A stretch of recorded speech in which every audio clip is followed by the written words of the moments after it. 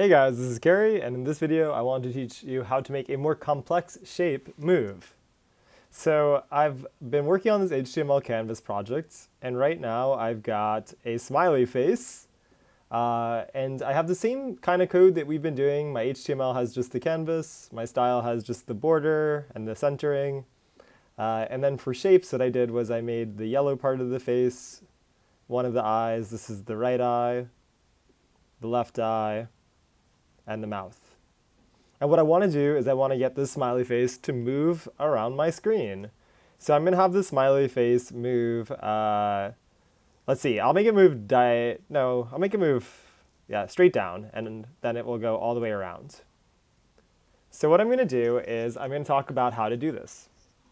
So when we're doing, moving a more complex shape, basically I want a way of grouping all of this code together, so that my computer knows that all of this code together is a smiley face. And this is kind of the way that we learn things as humans. The way we learn how to tie our shoes as a human is we learn each step, and then we group it together to make one big procedure. And when we use it, we don't think about it as like make the loops, etc. We just think about it as tie my shoes. So let's teach the computer a big procedure here, which is a new tool for us. I'm going to say I'm going to create a function, which is a new procedure, this group of code. And I'm going to give it a name called drawSmiley. Now all functions end with parentheses, and you've probably noticed that in JavaScript, that whenever we're doing actions, we have parentheses. And sometimes we put stuff inside of the parentheses. But for now, I'm just going to have the empty parentheses. And I'm going to say that when I tell the computer to draw a smiley, I want it to run all of this code right here. So I just put curly parentheses around my canvas stuff. And what this does is it creates a code block. And I'm saying this code block, this procedure, now has the name drawSmiley. So one thing you'll notice is when I run my code, the smiley face disappears. And the reason why is what this code does is it teaches the computer how to draw a smiley. I have to tell the computer then to actually run this procedure. And the way I do that is I type drawSmiley. So when I do that now, the computer is going to see the drawSmiley line. It's going to go, oh, I know how to draw a smiley. That's this function right here. And it's going to run all of this code, even though it just looks like one line. Let's see it work. Okay, we've got our smiley. So now really the power of this function is I don't want to draw a smiley face at the same place every time. If the smiley face is moving, I want to draw the smiley face at new x and y coordinates. Or maybe I want to draw multiple smiley faces. So here's how I can do that. Instead of using specific numbers for the centers of my circles, because each part of this was the center of a circle, the same would work for rectangle, but I don't have any rectangles. What I'm going to do is I'm going to say I want to make my smiley face work at any x and y coordinates. So I'm going to record here that originally my x coordinate was 400 and my y coordinate was 300 for the main body of my smiley face. And now what I'm going to do is, if I were to draw a smiley face at a new location, I would want the distance between the center of this circle and the center of its eye to be the same. So I'm going to do a little bit of subtraction. Sorry, I got a little ahead of myself. I'm going to change in here this to x and y. And what that's going to do is it's going to draw the center of the yellow circle, the center of the smiley face, at any x and y coordinates that I say. Regarding the eyes, this is where that subtraction that I was talking about comes into play. If the center of this circle is 400, this is 450. If it were 300, I'd still want it to be 50 over, so it'd be 350. So what I'm going to do is I'm going to make it whatever x is, it looks like 400, but then 50 more, because it was 450. And y is 300, so I want the distance between these to be minus 20, so I'll say whatever the y coordinate is, minus 20. And I have to change all of the x and y coordinates for my circles from specific numbers to their relation to the original numbers. So x is going to become here x minus 50, because 350 is 50 less than 400. 280 is 20 less than 300, so this will be y minus 20. 400 is, oh, it's the exact same as x, wonderful. And then y here is y plus 30. So now what I have is I've got a smiley face that I can draw at any location, and I want to show you the power of this. I'm going to draw a smiley face at 200, 300. I'm going to draw another smiley face at 400, 400. And I'm going to draw another smiley face at 200, 500. And what you can see is the power of this procedure idea, which is now I can draw as many smiley faces as I want at different x and y values. And all I have to do is write draw a smiley 3 times. So here we go. We've got 3 smiley faces. Wow. Awesome. That's great. So how do we make it move? Well, here's how we make it move. I'm going to comment out these 3 smiley faces because I don't really want 3 smiley faces. What I want is 1 smiley face that changes its position every time we go through a set interval loop. So let's do that. I'm going to create a set interval loop. And I'm going to say that every time, that's not how we do a set interval loop, function. I'm going to have it run every 25 milliseconds. And I'm going to say to draw a smiley.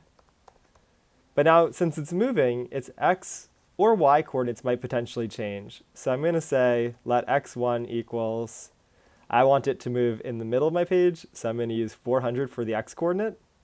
And I want the y value to start at the top of the page, so I'm going to say let y1 equal 0. So I'm going to draw my smiley now, not at 400, 0, but at x1, y1. And by using the variables here, the nature of a variable is that it can change. So when these change, it will plug in the new numbers here. All right, next up what I'm going to do is I'm going to say, to move down, I only want to change the y coordinate. So I'm going to say y1 should be the old value of y1 plus 1. And that will make my y value go from 0 all the way up to 600. Let's see it work. Ooh, it's kind of slow. Oh no, I've got that smearing thing. So what this makes me think I should do is it makes me think I should define a new procedure to how to draw the background or erase the background. So what I'm going to do is I'm going to set up a new procedure. I'm going to say to the computer, whenever I tell you to draw the background, what I really want you to do is I want you to run this block of code. And for this block of code, what I think it should do is I think it should color the whole background blue. I'm going to change this to fill rect. Now, with a rectangle, the values that I put here are going to be the x and y coordinates. And to fill in the whole background, I want it to start at 0, 0. I want the rectangle's width to be the entire width of the canvas, 800. And I want the height to be the entire height of the canvas, 600. So every time I tell the computer to draw the background, it will make the color blue, it'll begin a shape, it'll create that shape, a rectangle at 0, 0 with a width of 800 and 600, and a fill of, we'll fill it in. And one thing you'll notice here is I'm not going to put x and y in the parentheses. And the reason why is my background should never change. It should always be the whole thing. So since nothing changes, I leave it without any variables to plug into the function. So here we go. When I set the interval now, I want to erase everything on the page. I want to draw the background. I want to draw the smiley, and I want to update its value. Let's do this in action. So now I don't think I have that smear of the smiley. And then the last thing to do maybe is I notice that when my smiley goes all the way off the bottom, it disappears forever. So let me make it so that that doesn't happen. I am going to make my smiley, I'm going to make my smiley bounce, actually. I'm going to have it go to the bottom and then bounce up and bounce back and forth instead of teleport through. So basically, when it's going down, I'm going to be adding 1 to y. And then when it bounces, it will be going up, so I'll be subtracting 1 from y. So in order to make the speed change, I also want to make my speed a variable. I'm going to call this y1 speed. And I'm going to say that the speed should start at 1, because it starts off going 1 plus 1 down. Now what I'm going to do since the speed changes is I don't always want to add 1. I want to add whatever the value of the speed is, which is going to start off at 1. And here what I'm going to do is I'm going to say if y1 goes past the bottom of this page, is bigger than 600, I would like to make the y1 speed equal to the negative version of what the speed was before. So I'll multiply the speed by -1 to turn it into a negative version. And that way, instead of going +1, it will go -1. Let's see if this bounces. I'm also going to speed things up a little bit. I'm going to make that speed 2, so it goes twice as fast. Still not that fast. I'll make it 4. Here we go. It's going pretty fast now. Let's see if it bounces. Boom, it bounces. All right. Crap, it didn't bounce there. So to make it bounce there, what I can say is here the speed is negative. And when it goes below 0, I want the speed to switch from a negative to a positive. And because a negative times a negative would become a positive, I can be a little bit clever and take a shortcut here, which is if we're past 600, make it the opposite, or if we're less than 0, make it the opposite. And that way our speed will change directions when we go past 600 or when we go past 0. And now I think I've got a smiley face that will bounce back and forth forever inside of this canvas. Let's see if it works. Nice. Okay, so I hope you found this video helpful because it's a new kind of edge behavior, bouncing, as well as teaching you a new idea, functions, that allow us to make more complex shapes instead of just circles and rectangles move. Bye, guys.